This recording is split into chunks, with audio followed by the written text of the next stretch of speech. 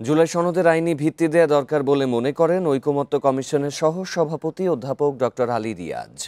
সন্ধ্যায় জাতীয় সংসদ ভবনে এলডি হলে জুলাই জাতীয় সনদ 2025 স্বাক্ষর অনুষ্ঠানের প্রস্তুতি নিয়ে সংবাদ সম্মেলনে এসব কথা বলেন তিনি।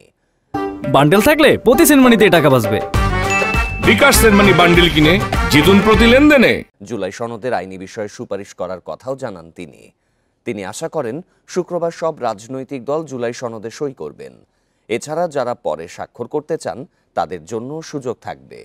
তিনি আরও বলেন, সব রাজনৈতিক দল জুলাই জাতীয় সনদ বাস্তবায়নে কাজ করবে। এদিকে ঐকমত্য কমিশনের মেয়াদ 31 অক্টোবর পর্যন্ত বাড়িয়েছে সরকার। মেয়াদের মধ্যেই জুলাই সনদ বাস্তবায়নে কমিশন কাজ করবে বলেও জানান আলী রিয়াজ।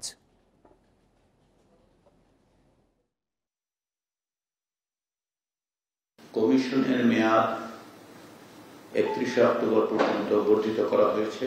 এই মেয়াদের মধ্যে কমিশনের পক্ষ থেকে সনদ বাস্তবায়নের ক্ষেত্রে সুস্পষ্ট, সুনির্দিষ্ট, পূর্ণাঙ্গ একটি সুপারিশ আমরা সরকারের কাছে উপস্থাপন করব।